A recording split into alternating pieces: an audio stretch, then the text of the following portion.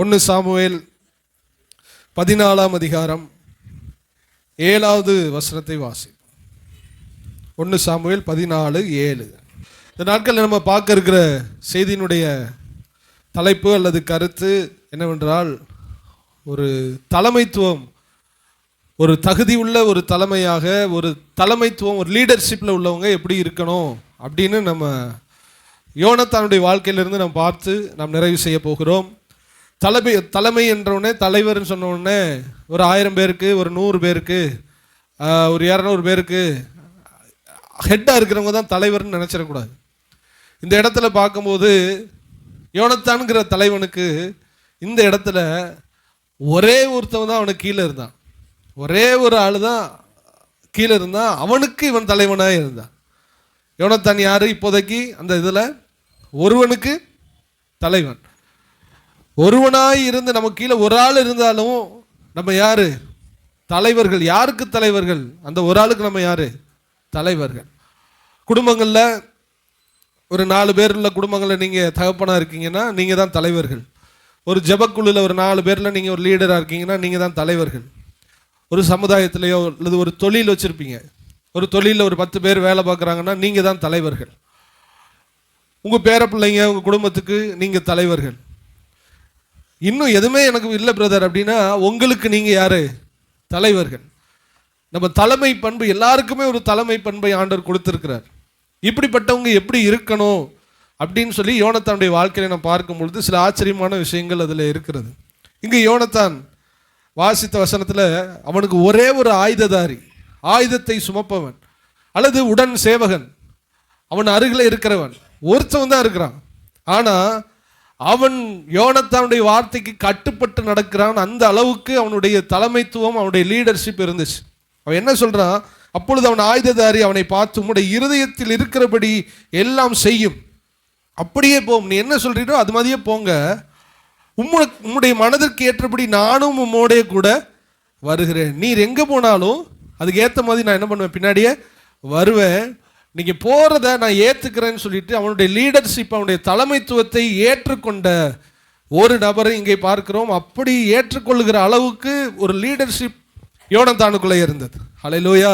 இன்னைக்கு யோனத்தானை விட அதிகமான ஆட்களை உடைய தலைவர்களாக தான் ஆண்டவர் நம்மளை வச்சிருக்கிறாரு. உங்கள் குடும்பத்தில் இங்கே இருக்கிறவங்கள பார்த்தீங்கன்னா குறைஞ்சது ஒரு 4 பேருக்கு நீங்கள் ஹெட்டாக என்ன பண்ணுவீங்க? இருப்பீங்க. ஸ்பிரிச்சுவல் லைஃப்பில், ஆவிக்குரிய வாழ்க்கையில் நீங்கள் எப்படி எடுத்துக்கிறணும்னா, நீங்கள் பெண்ணாக இருக்கலாம், சகோதரிகள் நீங்கள் பெண்களாக இருக்கலாம், அல்லது இங்கே ரட்சிக்கப்பட்டவங்க நீங்கள் வயசில் குறைஞ்சவங்களாக இருக்கலாம். ஸ்பிரிச்சுவல் ஆவிக்குரிய இதில் பார்த்தா, ஆவிக்குரிய இதில் யார் முன்பு தெரிந்து கொள்ளப்பட்டார்களோ அவர்கள் தான் அந்த குடும்பத்திற்கு ஆவிக்குரிய தலைவர்கள். அல்லேலூயா. யோசேப்பு கடைசிக்கு முந்திரவன், ஆனால் அவனுடைய தகப்பன் சொல்லும்போது, இவனுடைய தகப்பனுடைய தேவனால் இவன் மேய்ப்பனும் கண்மலையும் ஆனான். அவன் யாரு? கடைக்குட்டிக்கு முந்திரவன். ஆனால் ஆசீர்வதிக்கிற வசனம் என்ன? அவன் மேய்ப்பனும் கண்மலையுமாக மாறினான். கீழே இருக்கிறவன் தான். ஆனால் ஆண்டவர் அவனை எந்த இடத்துல வச்சார்? அவனை தலைவனாக வைத்தார், மேய்ப்பனாக வைத்தார். ஆடுகளை பத்தி செல்கிற, ஆடுகளை மேய்க்கிற ஒரு செப்படா, ஒரு மேய்ப்பனா அவனை உயர்த்திட்டார்னா, இது வயதின் அடிப்படையில் இல்லை, ஆண்டவர் தெரிந்து கொள்ளுதலின் அடிப்படையில் இருக்கிறது. அல்லேலூயா. அப்போ உங்கள் குடும்பங்களில் நீங்கள் ஆண்டவரை பற்றி முதல்ல தெரிஞ்சுக்கிட்டீங்கன்னா நீங்கள் தான் உங்கள் குடும்பத்திற்கு ஆவிக்குரிய தலைவர். அந்த பொறுப்பெடுத்து இந்த குடும்பத்தை நீங்கள் வழி நடத்தணும். தலைவர்கள் உலகத் தலைவர்களை போல இருமாப்போடு பெருமையோடு நடத்துகிறது அல்ல, அவர்களை அன்போடு கூட நீங்கள் ஆண்டவருக்குள்ளே நடத்த வேண்டும். உலக ரீதியாக தொழில் செஞ்சாலும் உங்களுக்கு கீழே உள்ளவங்களை நீங்கள் அழகாக உங்களுடைய லீடர்ஷிப் இருக்கணும். ஒரு ஆளுடைய தலைமைத்துவம் அவர்களுக்கு கீழே செயல்படுகிறவர்களை வச்சு நம்ம கண்டுபிடிச்சிடலாம். ஆண்டவர் இதனால் நம்மோடு கூட பேசுவாராக. ஃபர்ஸ்ட்டு இந்த யோனத்தானுடைய வாழ்க்கையில் என்ன இருந்துச்சுன்னா, அவனுக்கு ஒரு முன் எச்சரிப்பு இருந்தது. அல்லேலூயா. முன் எச்சரிப்புன்னு சொல்கிறத விட அவனுக்கு ஒரு உணர்வு இருந்தது. அவனுக்கு தன் நாட்டை குறித்த ஒரு பற்று இருந்தது, அல்லது நாட்டுக்காக ஏதாவது செய்ய வேண்டும் என்கிற ஒரு உணர்ச்சி அவனுக்குள்ளே இருந்தது. அவனையும் யோனத்தானுடைய உங்க அப்பா சவுலையும் கம்பேர் பண்ணும் பொழுது சவுலுக்குள்ளே அஜாக்கிரதை இருந்தது, இவனுக்குள்ளே ஜாக்கிரதை இருந்தது. எதை வச்சு நான் சொல்றேன்னா, சவுல் ராஜாவாக மாறுகிறார். பெலிஸ்தியர்கள் யுத்தத்துக்கு வருவதற்கு முன்னாக என்ன தெரியுமா செஞ்சாங்க?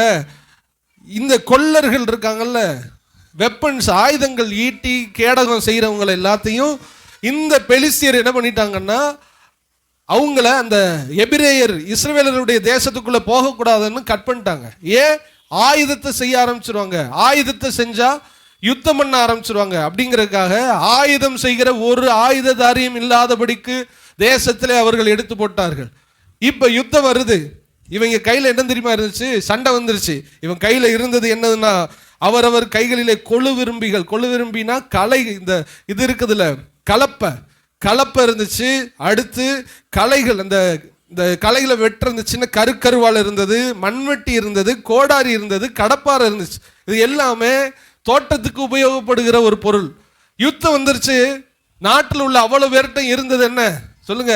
மண்வெட்டி, கோடாரி, கடப்பாறை, சின்ன சின்ன கருது இருக்கிற அருவா, அப்புறம் இந்த கலப்பை. இதை வச்சுக்கிட்டாங்க. சண்டை போட ஒன்றுமே கிடையாது. வேற யார்கிட்ட இருந்துச்சுன்னா சவுல்ட்டையும் யோனத்தான்ட்ட மட்டும்தான் வெப்பன்னு இருந்துச்சு. இப்படி ஒரு தலைவரை நீங்கள் பார்த்துருக்கீங்களா? நாட்டுக்கு ராஜாவா பொறுப்பெடுத்தாச்சு. பெலிஸ்திய படை பெரும்படை, அவங்கெல்லாம் யுத்தத்தில் வல்லவங்க.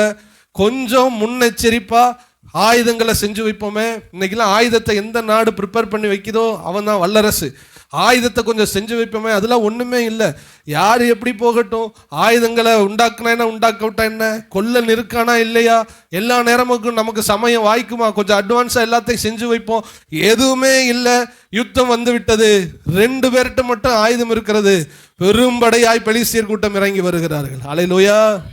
இது ஒரு தலைவனுக்கு அழகா? அல்லேலூயா! நீங்க குடும்பத்துக்கு ஒரு தலைவனாக இருந்தால், நீங்க எந்த ஃபீல்டா எடுத்துக்கிறீங்க, நான் ஆவிக்குரியதை மட்டும் பேசல. குடும்பத்திற்கு, தொழிலுக்கோ, எதற்கோ நீங்கள் ஒரு தலைவராக இருந்தால் உங்களுக்கு ஒரு முன்னேற்பாடான ஒரு இருதயம் உங்களுக்கு எனக்கு அவசியமாக இருக்கிறது. அல்லேலூயா! 4 மாசத்துக்கு முன்னாடி உள்ளதை நீங்க யோசிக்கணும்.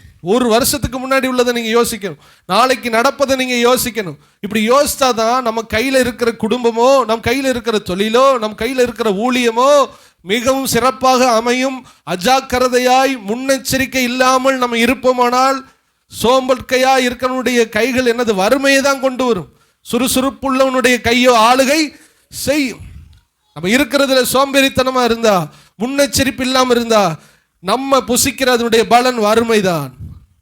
சுறுசுறுப்பா இருக்கிறவனுடைய கை ஆளுகை செய்யும். சோம்பேறியோ பகுதி கட்டுவான். பகுதினா அடிமையாகி வரி கட்டுருவன்.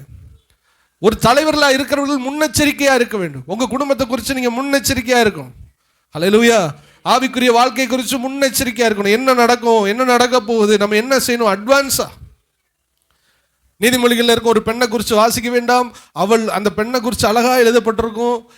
அவர் புத்தியுள்ள ஸ்திரீ வீட்டை கட்டுகிறாள் என்று சொல்லி இன்னொரு இடத்துல இருக்கும். இந்த இடத்துல இருக்கும் ஒரு புத்தி இல்லாத ஸ்திரீ எப்படி இருக்கிறாள் என்று. இந்த புத்தியுள்ள ஸ்திரீயை பற்றி சொல்லும்போது எப்படி இருக்கணும்? அவள் அதிகாலையிலே எழுந்திருந்து, காலையிலேயே எந்திரிச்சு, அவள் தன்னுடைய வேலைக்காரர்களுக்கு படி அளந்து, தன்னுடைய கணவன் மனைவி பிள்ளைகளுக்கு தேவையானதை கொடுத்து, அப்புறம் கைகளினால் அவர் வேலை செய்து, அவள் ஒரு வியாபார கப்பலை போல இருக்கிறாள். எப்படி இருக்கிறாளா? வியாபார கப்பல். அதாவது அந்த கப்பல்ல பெரிய சரக்கு, பல கோடி சரக்கு கொண்டு வர்ற கப்பல். அந்த கப்பல் ரொம்ப முக்கியம். கப்பல் நடுக்கடல்ல கவுந்துச்சுன்னா பல கோடி லாஸ். உள்ள இருக்கிற ஒவ்வொரு காருடைய விலை பல கோடி. உள்ள 5000 10,000 கார் இருக்குது. அது கவுந்துருச்சுன்னா அவ்வளவுதான். ஒரு சுறுசுறுப்புள்ள ஒரு பெண், அதிகாலையில எழுந்திருக்கிற ஒரு பெண், குடும்பத்தில் காரியங்களை சரியாய் நடப்பிக்கிற ஒரு பெண் சரக்கு கப்பலை போல இருக்கிறாள். அப்படின்னா அவளுக்குள்ள அவ்வளவு சரக்கு இருக்குது, அவளுக்குள்ள அவ்வளவு ஆசீர்வாதங்கள் இருக்கிறது. அவ கவுந்துட்டா பலருக்கு லாஸ் ஆயிரும். அல்லேலூயா! இதான் ஒரு தலைமைத்துவத்தின் பண்பு. இது அந்த பெண்களை மாத்திரம் இல்ல, ஒவ்வொரு லீடர்ஷிப்ல இருக்கிற நீங்க, உங்க குடும்பத்துல தலைவனா இருக்கிற நீங்க கவுந்துட்டா, நீங்க மூழ்கிட்டா, நீங்க விசுவாசத்துல மூழ்கிட்டா, உங்க வாழ்க்கையில உங்களை சார்ந்தவர்களுக்கும் ஆசீர்வாதம் குறைவுபட ஆரம்பிக்கும். நம்ம ஒரு வியாபார கப்பல் என்று வேதம் சொல்லுகிறது. அல்லேலூயா! அப்ப முன்னேற்பாடாக சவுல் இல்லை. எவ்வளவு பெரிய யுத்தம்! ஒரு ஆளுக்கு ஆயுதத்தை மறைச்சு வச்சிருக்க வேண்டாமா? ஆயுதத்தை செஞ்சு வச்சிருக்க வேண்டாமா? ஆனா இங்க யோனத்தானை கவனிக்கும் பொழுது எல்லாரும் பிரிஞ்சு 3 படையாக இருக்கிறார்கள். வெறும் 600 பேர். சவுல் 600 பேர் தான் தேர்த்தி எடுத்து வச்சிருக்கிறான். அதை 3ஆ பிரிச்சு வச்சிருக்கிறான். பிரிச்சு வச்சுட்டு எவனுக்குமே சாப்பாடு கொடுக்கல. ஃபாஸ்டிங். என்ன ஃபாஸ்டிங்? நம்ம ஜெயிக்கிற வரை எவனை என்ன பண்ணக்கூடாது? சாப்பிடக்கூடாது. நான் என்ன சொல்றேன், ஃபர்ஸ்ட் சாப்பிடாம நல்லா ஜெபம் பண்ணணும், அதுக்கப்புறம் சாப்பிட்டுட்டு கிரியை செய்யணும். அல்லேலூயா. சாப்பிடாம இருக்க காலத்துல நல்லா சாப்பிட்டுட்டு சண்டை போடுற காலத்துல சாப்பிடாம இருந்தா எப்படி? முன்னாடியே அவன் ப்ரிப்பேர் ஆயிருக்கணும். எங்க வந்து ஃபாஸ்டிங்? இன்னைக்கு ஒரு ஆளு சாப்பிடக்கூடாது. யுத்தத்துக்கு போறவரை மகன் சிரிக்கிறான், சரி அப்பா ஒரு என்னடா முட்டாள்தனமா முடிவு எடுக்கிறாரு. சாப்பிட்டா தானடா யுத்தம் பண்ண முடியும். சாப்பாடு இல்லை, வெப்பன் இல்லை, யாரும் ஒரு வாய் தண்ணி குடிச்சிடக்கூடாது, சாப்பிடக்கூடாது. எல்லாரும் யுத்தத்தில் ஜெயிக்கணும்னு எல்லாரும் உட்கார்ந்து இருக்கிறான். 600 பேரை 3 பிரிஞ்சு உட்கார்ந்து இருக்கிறான். பெலிஸ்தீன் இறங்கிட்டான், அமைதியா உட்கார்ந்து இருக்கிறான். சவுலுக்கு எப்பவுமே அமைதியாவே சண்டைக்கு முன்னாடி ஆள் இருப்பான், இப்படி உட்காந்துக்கிட்டே இருப்பான். அவன் ஒண்ணுமே செய்ய மாட்டான். அவங்களுக்கு தெரியும்ல, 40 நாள் கோலியாத்து மிரட்டுறான், இவன் வந்து உட்காந்துக்கிட்டே தான் இருக்கான். ஒரு சின்ன பையன் வந்தான், கல் எடுத்துட்டு வந்து ஒரு போடல போட்டு அவனை காலி பண்ணிட்டு போயிட்டான். சவுல் மூவ் ஆக மாட்டான். நல்ல தலைவர்கள் மூவ் ஆவார்கள். நல்ல தலைமைத்துவம் இல்லாதவர்கள் பயந்து கொண்டிருந்து அவனும் பயந்து கொண்டிருப்பான். அவனுக்கு பின்னாடி உள்ளவர்கள் என்ன பண்ணிக்கிட்டு இருப்பாங்க? நமக்கு ஆண்டவர் பயத்தின் ஆவியே அல்ல, ஆண்டவர் நமக்கு தைரியமும் தெளிவும் உள்ள ஆவியை கர்த்தர் நமக்கு தந்திருக்கிறார். ஒரு லீடரா இருக்கிறவன் ஃபர்ஸ்ட் அப்படி 16 அடி பாயணும். அப்பதான் பின்னாடி உள்ளவன் 8 அடியாவது என்ன பண்ணுவான்? பாயும். நான் புரியுதா உங்களுக்கு நான் சொல்றது? எதுவா இருக்கட்டும், எதுவா இருக்கட்டும், உங்க தொழில் நான் எல்லாத்தையும் நான் கம்பேர் பண்றேன். நீங்க உங்க மனசுல எது ஆண்டவர் வைக்கிறாரோ மனசுல வச்சுக்கிறீங்க. நீங்க ஹை ரிஸ்க் நீங்க எடுக்காவிட்டாலும் உங்களுக்கு பின்னாடி உள்ளவங்க எடுக்க மாட்டாங்க. குடும்பத்தில் இருக்கிறவங்க தாய் தகப்பன் எடுக்காவிட்டால் பின்னாடி உள்ளவங்க எடுக்க மாட்டாங்க. இங்க யுத்தம் இருக்கிறது. சவுல் அமைதி காத்து கொண்டிருக்கிறார். ஏன்னா அமைதி காக்கிறதே அவருடைய பெரிய வேலை. ஆனா இங்க ஒரு சின்ன பையன் யோனத்தானுடைய யோனத்தானுடைய நகர்வை உங்களிடத்துல நான் சொல்ல விரும்புறேன். அங்கங்க பிரிச்சாச்சு. யோனத்தானுக்கு பக்கத்துல ஒரே ஒரு அசிஸ்டன்ட், ஒரு ஆளுக்கு தலைவர் யாரு? யோனத்தான். ஆனா என்ன செய்யறான்னு பாருங்க. இப்பதான் கேட்கிறான், டேய் ஆயுததாரியை பார்த்து கேட்கிறான் 6வது வசனத்துல, யோனத்தான் தன் ஆயுததாரியாகிய வாலிபனை நோக்கி, விருத்த சேதனம் இல்லாதவருடைய அந்த தானியத்திற்கு போவோம் வா, ஒருவேளை கர்த்தர் நமக்காக ஒரு காரியம் செய்வார். அநேகம் பேரை கொண்டாகிலும் கொஞ்சம் பேரை கொண்டாகிலும் ரட்சிக்க கர்த்தருக்கு தடையில்லை. எத்தனை பேருக்கு நான் பேச செய்தி புரியுதா சைமன் பிரதர்? உங்களுக்கெல்லாம் புரியணும். ஏன்னா அந்த அவங்க சண்டேஸ் போய் கேட்டுக்கிட்டே இருப்பாங்க ஞாயிற்றுக்கிழமை. அதனால உங்களுக்கு புரியும்படி ஆண்டவர் உங்களுக்கு உதவி செய்வாராக. ஒரு ஆள் அப்பங்கார யுத்தத்துக்கு ரெடியாகி எல்லாம் அப்படியே அமைதியா இருக்கு. 600 பேர் வெயிட்டிங்ல இருக்கும்போது யோனத்தான் கேட்கிறான், தன்னுக்கு கீழே இருக்கிற ஒரு ஆயுததாரி ஒரு அசிஸ்டண்ட்டை பார்த்து கேட்கிறான், டேய் போமா போய் யுத்தம் பண்ண, என்ன சொல்ற? 2 பேருன்னு என்ன பண்ணாத, பார்க்காத. நிறைய பேரோ 2 பேரோ நம்மோடு கூட ஆண்டவர் இருக்கிறார், போய் அடிச்சுட்டு வருவோம், என்ன சொல்ற? அப்படி ஒரு தைரியமா மூவ் பண்றான் பாருங்க. அதான் நல்ல லீடர்ஷிப், நல்ல தலைமைத்துவம். ஹல்லேலூயா. உங்க குடும்பங்களை கர்த்தர் அந்த தைரியத்தை தருவாராக. ஆமென். ஹல்லேலூயா. உங்க குடும்பத்தில் பிரச்சனை வரும்போது நீங்க என்ன சொல்றீங்க? என்ன சொல்ல விரும்புறீங்க? என்ன நம்ம வாயிலிருந்து வார்த்தைகள் வருகிறது? நம்ம சொல்லுகிற வார்த்தை, உம்மாலே ஒரு சேனைக்குள், உம்மாலே நான் ஒரு மதிலை. இது கீழே இருக்கிறவங்க சொல்றாங்களோ இல்லையோ, முதன்மை பண்புல இருக்கிறவங்க சொல்லி ஆகணும். உங்க குடும்பங்கள்ல கடன் பிரச்சனை துன்பங்கள் வரும் பொழுது உங்களிடத்திலிருந்து பாசிட்டிவான வேர்டு வரணும். உம்மாலே நான் ஒரு சேனைக்குள் பாய்வேன். நம்ம செய்யலாம், நம்ம பார்த்துக்கலாம், நம்மளால முடியும், ஆண்டவர் நம்மோடு கூட இருக்கிறார், நம்மை நடத்துவார், நம் குடும்பத்தை நடத்துவார், நம் ஊழியங்களை நடத்துவார், ஆண்டவர் தேவைகளை சந்திப்பார். ஹல்லேலூயா. பெரிய பெரிய விசுவாசத்தில் இருக்கிற பெரிய பெரிய பரிசுத்தவங்களை எப்படி கூட்டம் நடத்துறாங்கன்னு நினைக்கிறீங்க? எனக்கு நல்லா ஞாபகம் இருக்கு. நான் போகிற சபையில் ஒரு தடவை ஒரு பெரிய ஊழியக்காரங்க வந்தாங்க. 25 லட்ச ரூபா செலவு மேலே வரும். 25 லட்ச ரூபா 4 நாள் மீட்டிங்க்கு. எங்களுக்கு நல்லா தெரியும், 1 ரூபா கிடையாது எங்களை நடத்துகிற எங்கள் போதகர் இடத்துல 1 ரூபா இல்லைன்னு தெரியும். ஆனால் தைரியமாக சொல்லுவார், எல்லாம் ரெடியாகுங்க, ஆயத்தமாங்க, கூட்டத்துடைய எல்லா வேலைகளும் என்ன பண்ணுங்க செய்யுங்கன்னு சொல்லிட்டு அப்படியே இறங்கிடுவார். அந்த தைரியம் அப்படி இறங்கும் போது பின்னாடி இருக்கிற எல்லாரும் என்ன பண்ணிடுவாங்க? இறங்குற கர்த்தர் தேவைகளையும் சந்தித்து மீதமும் தர உண்மை உள்ளவராக இருக்கிறார். அப்படி ஒரு லீடர், ஒரு தலைமைத்துவத்தில் இருக்கிறவர்கள் அப்படி இறங்கணும். 1 ரூபா இருக்காது, சொல்லணும் ஆண்டவர் பார்த்துக்கிறார், உள்ள இறங்கணும். குடும்பத்தில் உள்ளவங்களும் பேசணும், ஆண்டவர் பார்த்துக்கிறாரு, ஆண்டவர் பார்த்துக்கிறாருப்பா, அப்படி உள்ள நீ இறங்கணும். நீங்க இறங்கும் போது பின்னாடி இருக்கிற பிள்ளைகளுக்கு, மனைவி பிள்ளைகளுக்கு, அல்லது உங்கள் தொழில் செய்கிற கூட வேலை பார்க்கிறவங்களுக்கு ஒரு தைரியம் உண்டாகும். தைரியமா நீங்கள் கிரியை செய்யும்படி கர்த்தர் விரும்புகிறார். யோனத்தான் கேட்கிறான், நான் போறேன், நீ எத்தனை பேர் வர்ற, நீ பின்னாடி வர்றதுக்கு நீ தயாரான்னு கேட்டேன். நான் தயார் அப்படின்னு சொல்லிட்டு பின்னாடி வந்தான். அப்ப யோனத்தான் இடத்துல ஒரு 4 காரிய பண்புகள் இருக்கிறது. முதலாவது, அவனிடத்துல தைரியம். ஹல்லேலூயா. என்ன இருந்துச்சு அவன்கிட்ட? தைரியம். ஏன் அவன்கிட்ட தைரியம் இருந்துச்சு? அவன் ஒரு வேர்டு யூஸ் பண்ணுவான் ஆயுததாரியை பார்த்து. 6வது வசனத்துல வாசிங்க. யோனத்தான் தன்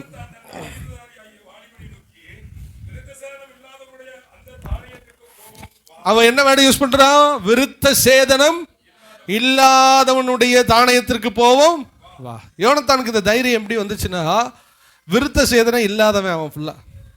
நம்ம யார்? விருத்த சேதனம் உள்ளவர்கள்.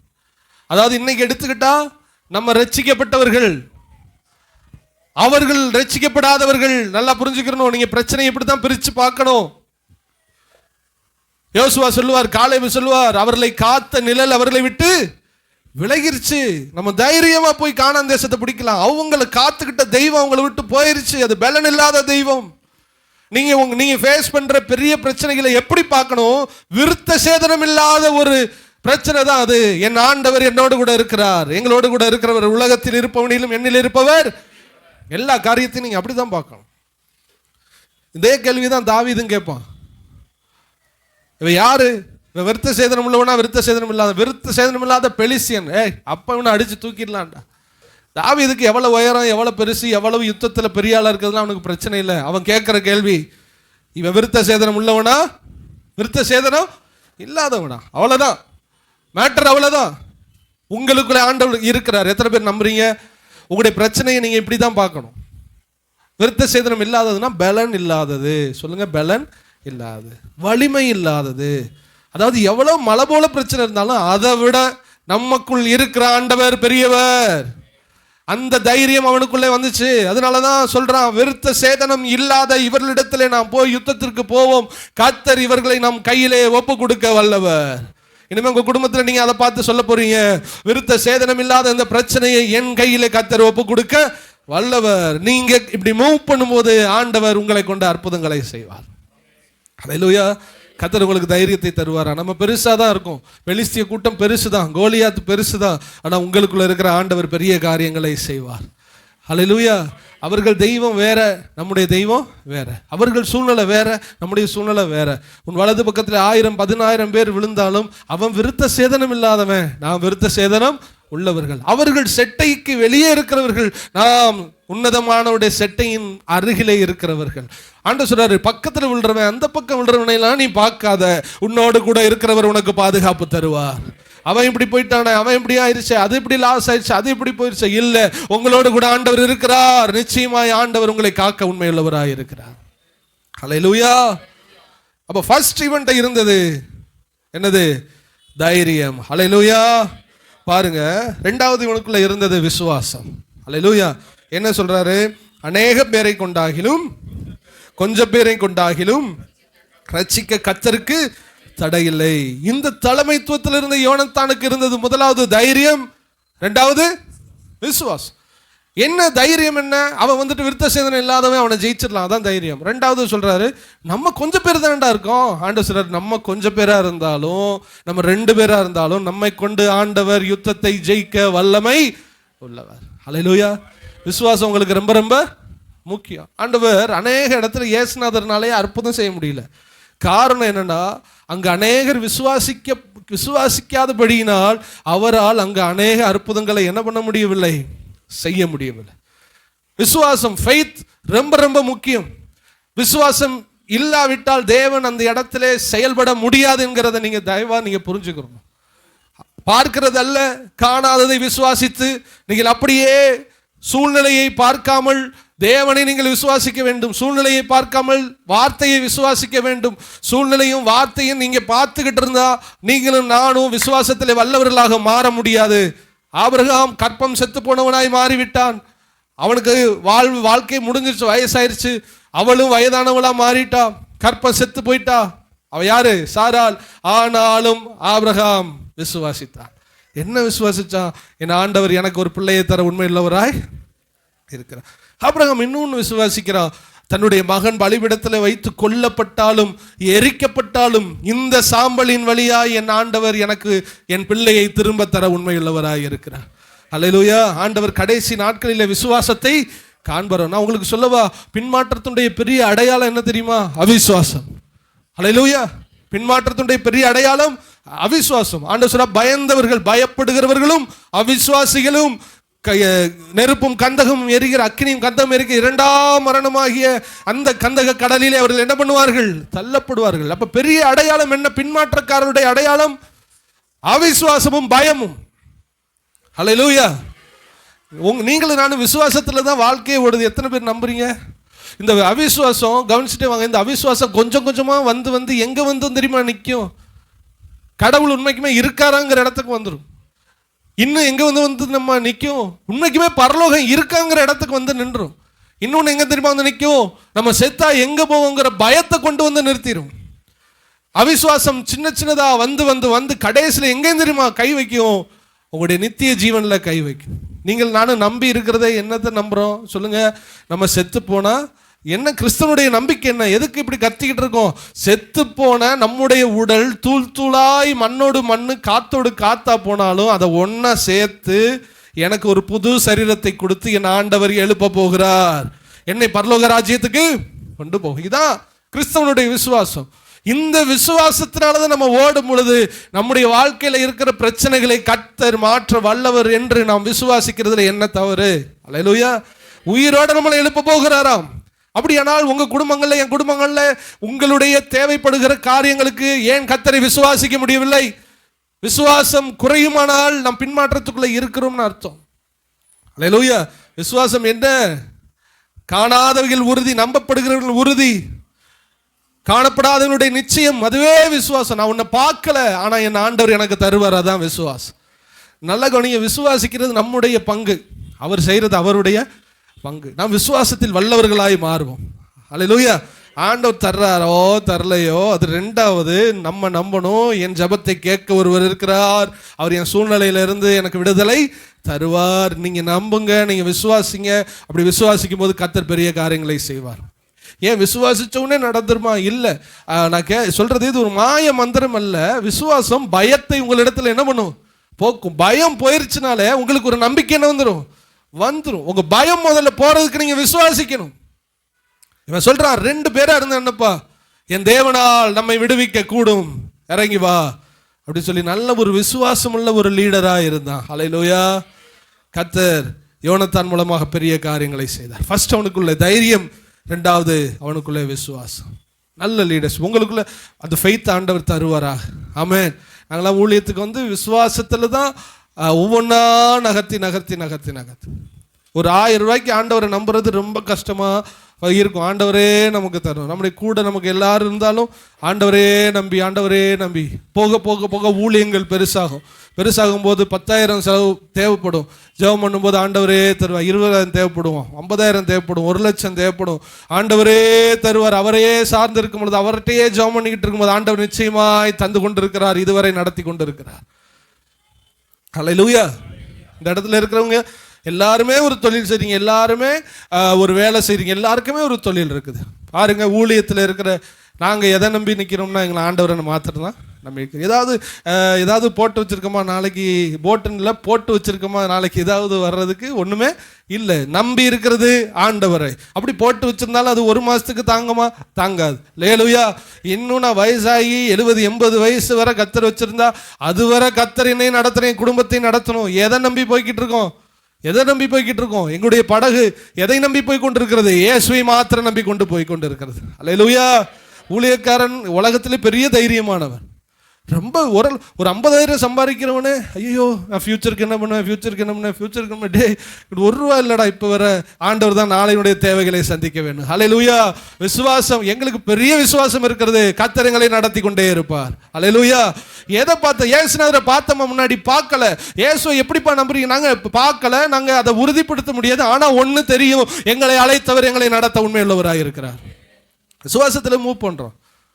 பிள்ளைகள்கிட்ட எல்லாம் என்னடா நடக்குது, நம்மகிட்ட அப்படி இருக்கு நாளைக்கு ஆண்டவர் தான் தருவாருன்னு சொல்லி வளர்க்குறோம். அதுகளும் அந்த சூழ்நிலையை பார்க்குது. இப்படி பார்க்கணும். நமக்கு கீழே உள்ளவங்க, உங்களை ஆண்டவர் நல்லா இன்னும் ஆசீர்வதிப்பாராக. ஆனால் உங்களுக்குள்ளே நல்ல ஒரு விசுவாசத்தை நீங்கள் பெருக பண்ணும்படி கர்த்தர் உங்களிடத்தில் விரும்புகிறார். ஹல்லேலூயா. ஆண்டவர் நம்மோடு கூட இருக்கிறார். ஆமென். நம்ம இருக்கிறது மாம்சத்தின் இரத்தத்தின் மண்டலம். புரிஞ்சா? இங்க ஆவிக்குரிய மண்டலத்தை நீங்க பார்க்க முடியாததுனால உங்களுக்குள்ள அவிசுவாசம் வரதான் செய்யும். ஆனா நம்ம இந்த மாம்சத்தின் இரத்தத்தின் மண்டலத்துக்குள்ள இருக்கக்கூடாது. ஆவிக்குள்ளாக நாம் மாறும் பொழுது நமக்கு விசுவாசம் உண்டாகும். நீங்க நல்ல ஆண்டவருக்குள்ள இருந்து ஜெபத்துல இருந்து பைபிள் படிச்சு அந்த உலகத்துக்குள்ள நீங்க போயிட்டா உங்களுக்குள்ள விசுவாசம் வரும். அதுக்குள்ள போலைன்னா நீங்க பார்க்கறது தான் நீங்க விசுவாசிப்பீங்க. நீங்க எதை பார்க்குறீங்களோ அதான் விசுவாசிப்பீங்க. அல்லேலூயா.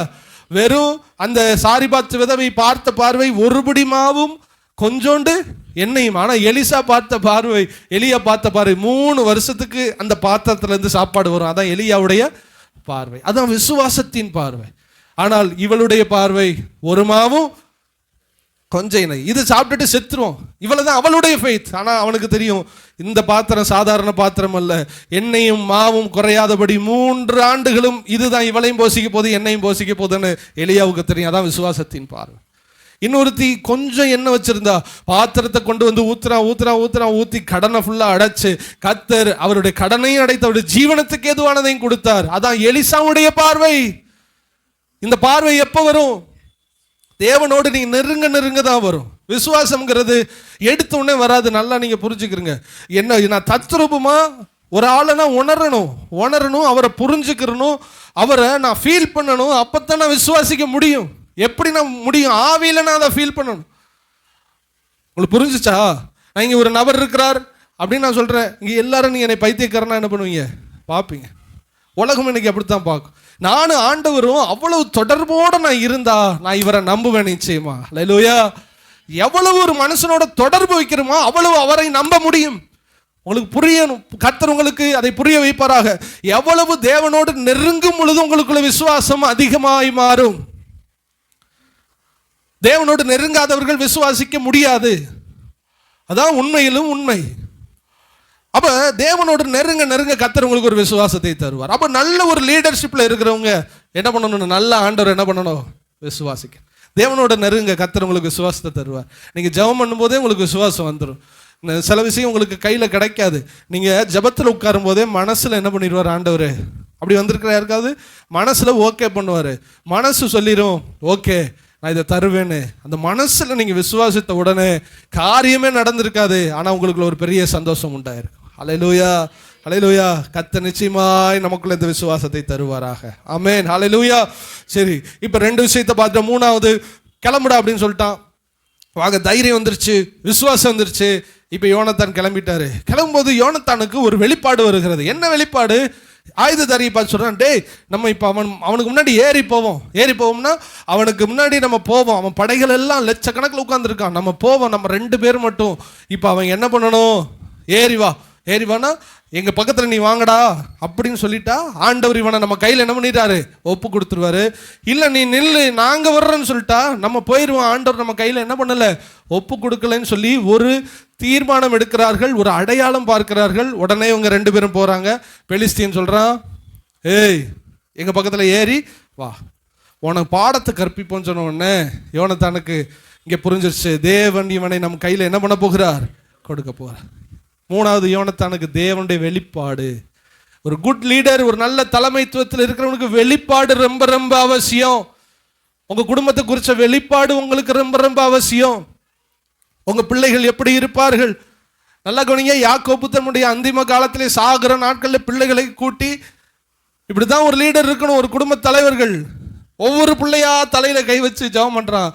தண்ணீரை போல ததும்பினவனே, தகப்பனுடைய மஞ்சத்திலே ஏறினாயே, அவனுக்கு ரூபனுக்கு. அடுத்து இவருடைய பட்டயம் கொடுமையின் பட்டயம், பெஞ்சமின் பீறுகிறவோனாய் வரிசையா வந்து யோசேப்பு கணிதரும் திராட்சை செடி.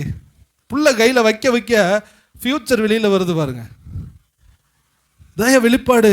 உங்க குடும்பத்துக்குள்ள உங்க பிள்ளைகளை குறித்து கர்த்தர் உங்களை வெளிப்படுத்தி இருக்கிறாரா? உங்களுடைய டீம், உங்களுடைய குழுக்கள், உங்களுடைய தொழில், உங்களுடைய ஊழியம் கர்த்தர் வெளிப்படுத்தி இருக்கிறாரா? வெளிப்பாடு இல்லாவிட்டால், வெளிப்பாடு உள்ள லீடரு பஸ்ஸில் இருக்கிற டிரைவர் மாதிரி. டிரைவர் போதையை போட்டுட்டு தூக்கத்தில் வண்டி ஓட்டினா வண்டி காலி. ஐயா, டிரைவர் முதல்ல ரொம்ப ஷார்ப்பா இருக்கணும். லீடர்ஷிப்ல உள்ளவங்க ஷார்ப்பா இருக்கணும். லீடர்ஷிப்ல உள்ளவனுக்கு, தலைமைத்துவத்தில் இருக்கிறவர்களுக்கு தீர்க்க தரிசன அபிஷேகம் இருக்க வேண்டும், வெளிப்பாடு இருக்க வேண்டும், எதிர்காலத்தை குறித்த அறிவு இருக்க வேண்டும், முன்னேற்பாடு இருக்க வேண்டும், விசுவாசம் இருக்க வேண்டும். அப்படி இருந்தால் லீடரா இருக்கணும். இல்லைன்னா நமக்கு பின்னாடி வர்றவங்க எல்லாருமே சீர்கெட்டு போவார்கள். தரிசனம் இல்லாத இடத்துல ஜனங்கள் என்ன பண்ணுவார்கள்? உங்க பிள்ளைகளை குறித்து ஆண்டவர் வெளிப்படுத்தி இருக்கிறாரா? இல்லையே. பேய் கனவு தான் வருது, சில பேருக்கு ஆய்க்கனவு வருது, அசிங்கத்தில் நடக்கிற மாதிரி. காக்கா வருது, குருவி வருது, நாய் துரத்துது, ட்ரெஸ்ஸை கிழிக்குது, ட்ரெஸ்ஸை காணும், கடலுக்குள்ள முங்கிக்கிட்டே இருக்கேன், அப்புறம் அப்படியே கத்துற மாதிரி இருக்கு, அப்புறம் இருட்டு மாதிரி அப்படியே வருது. இதெல்லாம் வந்தா பாவம் பின்னாடி உள்ளவன். உங்களுக்கு இந்த கனவுலாம் வரக்கூடாது. இடையில எல்லாம் உங்களை பிசாசு குழப்பறதுக்கு வந்தாலும் உங்கள் ஃபேமிலியை பற்றி கர்த்தர் உங்களுக்கு நல்ல சொப்பனம் தரிசனங்களை கர்த்தர் தருவாரா? அல்லேலூயா. வயிற்றுக்குள்ள இருக்கும்போதே சொல்லிட்டான், மூத்தவன் இளையவன் யார்? மூத்தவன் இளையவனை, அதான் அம்மா வயிற்றுக்குள்ள இருக்கும்போதே வெளிப்பாடு வந்துருச்சு, மூத்தவன் இளையவனை சேவிப்பான். உங்களுக்கு வந்துருச்சா? உங்களுக்கு ஆண்டவர் பேசுகிறாரா? கேளுங்க.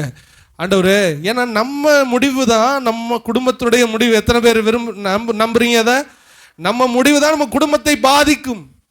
நீங்கள் ராம்நாடு எங்கிட்டு இருக்குன்னு போனால் உங்கள் பிள்ளைங்களுக்கு தெரியல ஒரு வேலைன்னா அதுவும் நம்பிக்கிட்டு வரும். ராம்நாடு எங்கே இருக்குது? இங்கே இருக்குது. ஆனால் ராம்நாடு எங்கே இருக்குது? இங்கே இருக்கு.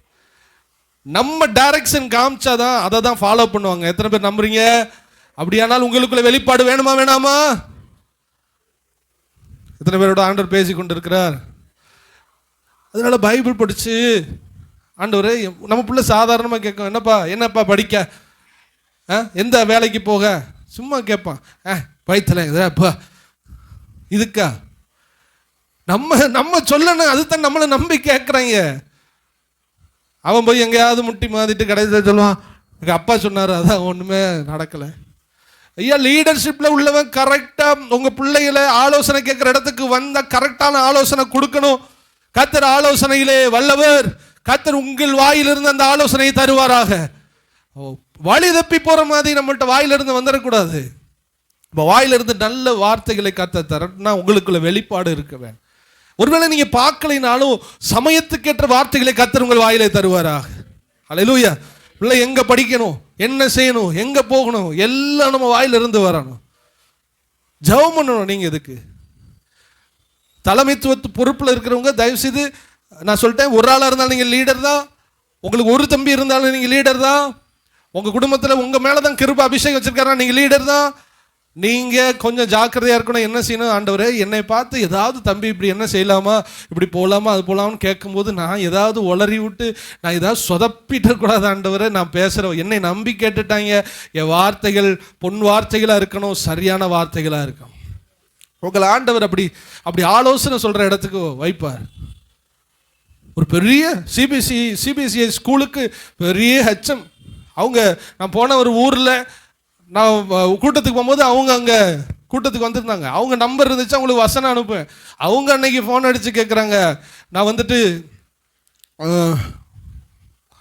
இந்த விருத்தாச்சலமோ ஏதோ ஒரு ஊரில் இல்லை தருமபுரி, ஆண்டவரை பற்றி அறியாத இடம், நான் அங்கே இடம் வாங்கவா பிரதர், இடம் வாங்கியிருக்கேன், அங்கே வீடு கட்டவா? இல்லை, நான் உச்சப்புள்ளியில் வந்து வீடு கட்டவா, எனக்கு ஜெபம் பண்ணி சொல்லுங்கள் பிரதர்.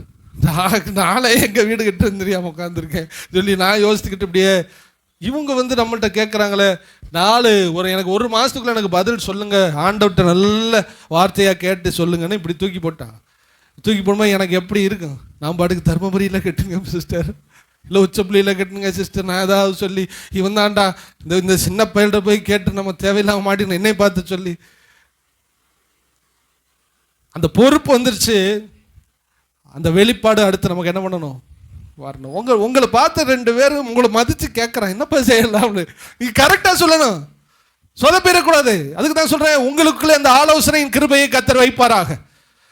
சொல்லணும், நீங்கள் அப்படி செய்யுங்க பிரதர், நீங்கள் அப்படி செய்யுங்க சிஸ்டர், ஆண்டவர் உங்களோட கூட இருப்பார். அப்படி யார் சொல்ல முடியும்? ஆண்டவரோட இருக்கிறவங்க தான் என்ன பண்ண முடியும்.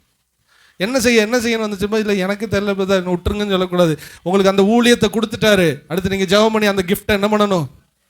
வாங்கணும். நீட்ஸ் அந்த ஆட்கள் வந்துருச்சுன்னா, அந்த தேவை வந்துருச்சுன்னா அடுத்த ஊழியம் ஸ்டார்ட். ஆலோசனை சொல்ற ஊழியம் பெருசு. கர்த்தர் உங்களுக்குள்ள அந்த வெளிப்பாடுகளை தருவாராக. உங்கள்கிட்ட வந்து கேட்பாங்க, நீங்கள் பெரியவங்க, நீங்கள் தேவ மனுஷன், ஆண்டரோட இருக்கவங்க, என்னப்பா செய்யலாம், என்ன செய்யலாம், ஐயா சொல்லுங்க, அண்ணன் சொல்லுங்க, மாமா சொல்லுங்க, சித்தப்பா சொல்லுங்க, பெரியப்பா சொல்லுங்கன்னு உங்கள்கிட்ட வந்து என்ன பண்ணுவாங்க? எல்லாரும் கேட்கும்போது ஒளறி கொட்டிக்கிட்டு இருக்கக்கூடாது. உங்களுக்குள்ள ஆண்டவர் என்ன பண்ணணும்? இருக்கணும். உங்கள் பிள்ளைகளை குச்ச முடிவை கரெக்டாக எடுக்கணும். கர்த்தர் அப்படி எடுக்கும்படி கிருபை செய்வாரா? யோனத்தான் சொன்னா, நம்ம போக போகிறோம் வான்னு சொன்னா ஆண்டவர் தருவார். நாங்கள் வர்றோம்னு சொன்னால் ஆண்டவர் என்ன பண்ண மாட்டார்? அவன் கையில் ஒப்பு கொடுக்க மாட்டார். இதாண்டா அடையாளம்னு கரெக்டாக போனால் ஆண்டவர் வெளிப்பாடு மூலமாய் கரெக்டாக வெளிப்படுத்தினார். அவன் சொன்னான், மேலே ஏறி வாங்கன்னு சொன்னால் போய் அடித்தார்கள், ஜெயித்தார்கள். ஹல்லேலூயா. கிதியோனும் இப்படித்தான் பயந்துக்கிட்டு இருக்கும்போது ஒரு பெரிய வார்கோதுமை அப்பம் உருண்டு போய் அவர்கள் மேலே அடித்து நொறுக்குனதை ஒருத்தன் கனவு பார்த்து சொல்கிறான், கிதியோனுக்கு ஒரு வெளிப்பாடு வந்தது, கர்த்தர் நமக்கு வெற்றியை தருவார். அந்த வெளிப்பாடுக்கு அப்புறம் தான் கிதியோனுக்கு வீரமே என்ன பண்ணுச்சு, வந்துச்சு. அவன் பயந்தா குளிப்பை அந்த வெளிப்பாடு வந்தவுடனே வீரம் வந்துருச்சு. உங்களுக்கு கர்த்தர் அந்த வெளிப்பாடுகளை தருவாராக. கிதியோனின் பட்டயம் கர்த்தருடைய பட்டயம் என்று பலனுள்ளவனா எந்திரிச்சு போய் ஜெயிச்சாம் பாருங்க. அந்த வெளிப்பாடுக்கு அப்புறம் தான். எத்தனை பேர் அந்த வெளிப்பாடுகளை விரும்புறீங்க? வெளிப்பாடுன்னா ஒன்றும் இல்லை, ஏதாவது புதிய ஏற்பாடுன்னு நினச்சிட்டு உட்காந்துருக்காது. உங்களுக்கு ஆண்டவர் சொல்லுவார், அவ்வளோதான். எப்படியாவது சொல்லுவார், பிரசங்கத்து மூலம் சொல்லுவார், கனவு மூலம் சொல்லுவார், தரிசனம் மூலம் சொல்லுவார், பைபிள் படிக்கும் போது சொல்லுவார். உங்களுக்கு ஆண்டவர் பேசுவார் நிச்சயம். இங்கே இருக்கிற தம்பிமார்கள் கூட ஒரு சில விஷயம் என்கிட்ட கேட்டாங்க, அண்ணே இது வாங்கலாமா, இதை செய்யலாமா, செய்ப்பா செய், இன்னைக்கு ஆண்டவர் நல்லா வச்சிருக்கிறார். ஹல்லேலூயா. ஆண்டவர்கிட்ட ஊழியக்காரங்கள்ட்ட கேட்டு செய்யணும். உங்கள் ஊழியக்காரங்கள்ட்ட செய்யணும். நல்ல ஊழியக்காரங்க பொறுப்பில் யாரும் இல்லைன்னா நீங்கள் கேட்டு செய்யணும். நீங்கள் கேட்கும் போது எங்களுடைய வாயிலிருந்து கர்த்தர் உங்களுக்கு வார்த்தைகளை தருவார். ஹல்லேலூயா. அதான் நாங்கள் தான் பொறுப்பு. நாங்கள் ஜெபம் பண்ணி அதை மீட்டு தர கர்த்தர் எங்களுக்கு அந்த கிருபையும் தருவார். ஆண்டவரே சொல்லிட்டோமே, அவங்களுக்கு அந்த வார்த்தைகளை வாய்க்க பண்ணுங்கப்பா, நாங்கள் கதறி அழுகுவோம், ஜெபம் பண்ணுவோம், கர்த்தர் அந்த காரியத்தை வாய்க்கப்படுவோம். ஆமென். ஹல்லேலூயா. கடைசியாக ஒன்னே செஞ்சா முடிஞ்சிருச்சு. அப்போ நம்ம அடிச்சிடும்டா, ஆண்டவர் பேசிட்டாரா, வெளிப்பாடு வந்துருச்சு. பார்த்தா செங்குத்தான ஒரு மலை இருக்கிறது. மலையை தாண்டி போகணுமே, என்ன செய்ய, மலையை தவந்து என்ன பண்றான், யோனத்தான் ஏறுகிறான். இவன் ஏறுகிறான், என் பின்னே நீனும் ஏறிவான்னு சொல்லும் போது பின்னாடி உள்ளவன் அப்படியே ஏறி போறான். செங்குத்தான மலையில ஏறி போய் அதை கடந்து அவர்களிடத்துல யுத்தத்துக்கு போனார்கள். இதை என்னுடைய பார்வையில் நான் என்ன சொல்லுவேன்னா, ரிஸ்க், கடினமான முயற்சி. ஒரு தலைமை பொறுப்பில் இருக்கிற நீங்கள் கடினமாய் உழைக்க வேண்டும். ஹல்லேலூயா. அஸ்திபாரம் ஒரு வீட்டுக்கு ரொம்ப கடினமாக போடணும், அது லேட் ஆகும். ஆனதுக்கப்புறம் அந்த வீடு ஆசீர்வாதமாக எழும்பும். உங்கள் குடும்பத்தில் தலைமை பொறுப்பில் இருக்கிறவர்கள் நீங்கள் கடினமாய் உழைக்க வேண்டும். ஆமென். கடினமான ரிஸ்க் எடுக்கணும். நீங்கள் கடினமாய் ரிஸ்க் எடுத்தாதான் உங்கள் குடும்பத்துக்கு வர்றவர்கள் நன்மைகளை அவர்கள் ஆசீர்வாதமாய் வாங்கி கொள்ள முடியும். வேர் நல்லா கீழே விடணும், அப்பொழுதுதான் மேல மரம் வளர்ந்து கனிகள் உண்டாகும். ஹல்லேலூயா. ஹல்லேலூயா. ஒன்றை நீங்கள் உருவாக்க விரும்பினால், உங்கள் குடும்பத்தில் ஒரு ஆசீர்வாதமான நிலைமைக்கு நீங்க கொண்டு வர விரும்பினால், நீங்க அதிகமா ரிஸ்க் எடுக்கணும். ஹல்லேலூயா. உங்க குடும்பத்தை நீங்க ரட்சிப்புக்குள்ள நடத்தணும்னா நீங்க அதிகமா ரிஸ்க் எடுக்கணும். ஹல்லேலூயா. நல்ல ஜெபம் பண்ணணும். உன்னை உருவாக்குகிறவர்கள் ரொம்ப சாதாரணமானவர்கள் அல்ல, அவங்க ரொம்ப கடின உழைப்பு போட்டாதான் நம்ம பிள்ளைங்க நல்லா இருக்கும். தாய் தகப்பனா இருக்கிறவர்கள் நீங்கள் கடினமாய் தேவ சமூகத்தில் கண்ணீர் விட்டு ஜெபிக்கணும். அப்ப உங்க பிள்ளைகள் ஆசீர்வாதமா இருக்கிறது உங்க கண்ணு பார்க்கும்.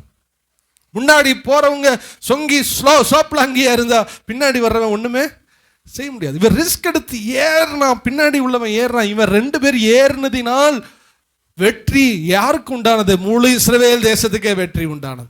ஒருவருடைய தியாகம் முழு இஸ்ரவேலுக்கு வெற்றி. நம்முடைய ஆண்டவராகிய இயேசு கிறிஸ்து ரிஸ்க் எடுத்து சிலுவையிலே ஜீவனை கொடுத்தார். பெரிய ரிஸ்க். அந்த ரிஸ்க்ல, அந்த கடின முயற்சியால தான் நீங்களும் நானும் ரட்சிக்கப்பட்டு இருக்கிறோம். சிலுவையில் அவர் ரிஸ்க் எடுக்காம, எதுக்குடா எனக்கு வம்பு, நான் பாட்டுக்கு நான் என் பிதாட்ட போயிட்டேன்னு சொல்லிட்டா, நீங்க யாரும் சபைக்கு போக முடியாது, எல்லாரும் நரகத்துக்கு போயிடுவோம். ஆனால் நம்முடைய ஆண்டவர் சிலுவையில் ரிஸ்க் எடுத்து, இந்த பாத்திரம் விலகக்கூடுமானால் விலகட்டும் ஆண்டவரே, ஆனாலும் என்னுடைய சித்தத்தின்படி அல்ல உம்முடைய சித்தத்தின் ஆக கடவுதுன்னு படக்கூடாத பாடுகளும் வேதனைகளும் கஷ்டங்களையும் ஆண்டவர் கடின உழைச்சு ரிஸ்க் எடுத்து அந்த ஊசியான மலையின் மேலே ஏறினதுனால தான் பின்னாடி இருக்கிற நாம் சீயோன் மலைக்கு கடந்து போகிறோம். குட் லீடர், ஒரு தலைமை, நல்ல தலைமைத்துவத்தில் உள்ள இருக்கிறவர் ஆண்டவராகிய இயேசு கிறிஸ்து. அவர் கஷ்டப்பட்டு சிலுவையிலே சிந்தின இரத்தத்தினாலே உங்களையும் என்னையும் அவர் சம்பாதித்தார். அப்போ ஒரு ஸ்தாபனத்துக்கு தலைவராக இருக்கிறவர்கள், தொழிலுக்கு தலைவராக இருக்கிற, குடும்பத்துக்கு தலைவராக இருக்கிறவர்கள், ஊர்ல அந்த ஏரியாவுக்கு நீங்க ஆண்டவரை பத்தி அறிவிக்கிற உத்தரவாதியாக இருக்கிறவர்கள், ஊழியத்திற்கு தலைவராக இருக்கிறவர்கள், நீங்க ரிஸ்க் எடுக்கலைன்னா கீழே உள்ளவங்க ஆசீர்வாதத்தை வாங்கவே முடியாது. அப்படியே பட்ட நலம் போல நம்ம குடும்பம் இருக்கும். நீங்க அதை தொலைச்சுக்கிட்டு வேர் விட்டா மட்டும்தான் அந்த இடம் பாலைவனம் சோலைவனமா. ரிஸ்க் எடுக்கணும், கடின முயற்சி எடுத்து ஆகணும். இவன் மலையின் மேல் ஏறினான். ஹல்லேலூயா. ஹல்லேலூயா. ஒரு எழுப்புதலை கொண்டு வர வேண்டுமானால் கொஞ்சம் ரிஸ்க் என்ன பண்ணணும், எடுத்து ஆகணும். சவுத்து கொரியால முதல்ல அதை மட்டும் நான் சொல்லிடுறேன், உங்களுக்கு கொஞ்சம் சுவாரஸ்யமா இருக்கும். முதல்ல பால் யாங்கிச்சோ ஊழியத்தை ஆரம்பிக்கும் பொழுது அந்த இடம் ரொம்பவும் வறுமை நிறைந்த ஒரு இடம், ரொம்ப கஷ்டமான ஒரு இடம். ₹1 சம்பாதிக்க கூட வக்கில்லாத ஜனங்கள் கூடி இருக்கிறார்கள். அங்கே போய் ஊழியத்தை ஆரம்பிக்க போறாரு. இவருக்கு கிடைச்ச ஒரே ஒரு விசுவாசி, இவருடைய மனைவி, அப்புறம் உங்களுடைய மாமியார், இந்த 2 விசுவாசி வச்சுக்கிட்டு ஒரு கொட்டு தட்டிக்கிட்டு யார் இருக்கிறாரு? பால் யாங்கிச்சோ. இப்படி இருக்கும் பொழுது தேசத்தில் அவ்வளவு கஷ்டம், அவ்வளவு வறுமை. அதோட நேராக போனார், போய் சுவிசேஷம் சொல்ல போவார். போய் என்ன சொல்லுவார் தெரியுமா? ஆண்டவர் உங்களை நரகத்திலிருந்து விடுவித்து சொர்க்கத்தை தருகிறார். அதோட அந்த அம்மா கேட்கும், நரகம் எங்கேயா இருக்குது? அதோட நரகம் செத்ததுக்கு அப்புறம் இருக்குது. ஏவ், நான் இப்போயே நரகத்தில் தான் இருக்கேன், எனக்கு இப்போ பதில் சொல்லு. அதோட அடுத்த நாள் போவார், இந்த பக்கம் வரக்கூடாதுன்னு ஒன்று என்ன பண்ணியிருக்கேன், சொல்லியிருக்கேன். இல்லை, ஆண்டவர் உனக்கு சொர்க்கத்தை மாற்றி நரகத்தை மாற்றி சொர்க்கத்தை தருவார். அதோட நரகம் எங்கேயா இருக்குது? செத்ததுக்கப்புறம். ஏய், நானே இப்போ நரகத்தில் தான் இருக்கேன். என் 7 பிள்ளைகளும் வெளியில் பிச்சை எடுத்துக்கிருக்கு. என் புருஷன் குடிகாரன். நான் சோத்துக்கு வழி இல்லாமல் இருக்கேன். இதை விட நரகம் என்னத்தை நீ காமிக்க போகிற? ஒழுங்கா ஓடிடு அப்படின்னு சொல்லிட்டார். திரும்ப வருவார், வெக்கப்பட்டு போயிட்டாரு. அதோட போய் ஆண்டவர்கிட்ட ஜெபம் பண்ணார். ஆண்டவர் சொன்னார், நரகம் இருக்குது, பரலோகம் இருக்குன்னு சொல்கிறத விட இயேசுவை காமிக்கிறேன்னு சொல்கிறா அப்படின்னு சொன்னோடனே இவர் நேராக போனார். உங்களுக்கு வாங்க, நரகத்தை மாற்றி சொர்க்கத்தை காமிக்கிறேன், அந்த சொர்க்கத்தை காமிக்கிறவரை காமிக்கிறேன், எங்கே இருக்காரு வாங்க நான் காமிக்கிறேன்னு சொல்லிட்டு விறுவிறுன்னு போய் அவருடைய கொட்டாய்க்குள்ளே, இங்கே தான் இருக்காருன்னு சொன்னால் அது தேடி பார்த்து, எங்கே இருக்காரு? இங்கே இருக்காரு, நம்ம ஜெபம் பண்ண வாங்கணும். அந்த அம்மாவும் இவங்களும் மாமியார் அப்படியே ஜெபம் பண்ண ஆரம்பித்தாங்க. அன்னைக்கு பண்ண ஜெபம் கொஞ்சம் கொஞ்சமாக சவுத் கொரியா மாறினது. அந்த குடிகாரர் முதல்ல மாறினார். பிள்ளைகள் நல்லா படித்தாங்க. இன்னைக்கு தொழில் வளத்தில் கூடி ஹுண்டாய் கார், பெரிய பெரிய கார் கம்பெனி எல்லாம் சவுத் கொரியா. அங்கே உள்ள மினிஸ்டர்ஸ் எல்லாருமே இவர் சியோல், இவர் இருக்கிற பால் யாங்கிச்சோ கையை அசைச்சாதான் அங்கே எலெக்ஷனில் மாற்றமே உண்டாகும். பெரிய பணக்கார நாடாக மாறினது. தொழில் அதிபர்கள் எழும்பினார்கள். பெரிய தேசத்திலே மாற்றம் உண்டானது. ஒரு லீடர் போட்ட ரிஸ்க் அஸ்திபாரம் தேசத்தையே மாற்றினது. ஹல்லேலூயா, ஹல்லேலூயா. உங்க வாழ்க்கையில ஒன்றை நீங்கள் உருவாக்க நினைத்தால், ஒரு குடும்பத்தை உருவாக்க நினைத்தால், உங்க சந்ததி நல்லா இருக்கணும் நீங்க நினைச்சா, உங்க ஊழிய வருங்காலத்தில் நல்லா இருக்கணும் நினைச்சா, நீங்க குறைஞ்சது உங்களுக்கு கீழே இருக்கிறத விட 4 மடங்கு 5 மடங்காகில நீங்க ரிஸ்க் எடுத்தே ஆகணும். ஹல்லேலூயா. அவன் 1 மணி நேரம் வேலை பார்த்தா நீங்க 4 மணி நேரம், உண்மையா இல்லையா நான் சொல்றது? 1 மணி நேரம் வேலை பார்த்தா நீங்க 4 மணி நேரம் வேலை பார்க்கணும். உங்கள் கீழே இருக்கிறவர்கள் விசுவாசிகள் 1 மணி நேரம் ஜெபித்தால் நீங்கள் 4 மணி நேரம் ஜெபிக்க வேண்டும். பிள்ளைகளை விட நீங்கள் 4 மடங்கு ஜபஜீவியத்திலும் உபவாசத்திலையும் பைபிள் ரீடிங்லையும் கடின உழைப்புகளையும் நீங்கள் அதிகமாக இருந்தாலும் உங்கள் ஃபியூச்சரையும் உங்கள் கீழே வர்றவங்களையும் நீங்கள் காப்பாற்ற முடியுமே வெளியே வேற ஒன்றுனாலே நீங்கள் காப்பாற்ற முடியாது. தலைவனாக இருக்கிறவன் முன்பு நடந்து காண்பிக்க வேண்டும், முன்பு செஞ்சு காமிக்கணும், உழைச்சு காமிக்கணும், பாடுபட்டு காமிக்கணும், ரிஸ்க் எடுத்து காமிக்கணும். அப்போதான் நமக்கு பின்னாடி வர்றவங்க நல்லா இருப்பாங்க. 4 விஷயம் என்னென்ன சொன்னேன்? ஃபர்ஸ்ட் தைரியம், விசுவாசம். 3வது வெளிப்பாடு. 4வது அவனுக்குள்ள கடினமான உழைப்பு. இந்த 4 லீடர்ஷிப்பும் ஒரு லீடருக்குள்ள இருந்துச்சு. அவன் எத்தனை பேருக்கு லீடரு? ஒரு ஆளுக்கே இவ்வளவு ரிஸ்க் எடுத்தா உங்களுக்கு ஆண்டவர் அநேகரை தந்திருக்கிறார். ஹல்லேலூயா. கர்த்தர் உங்களுக்கும் பெரிய வெற்றியை தருவாராக. நம்ம எல்லாரும் அப்படியே ஜெபிப்போமா?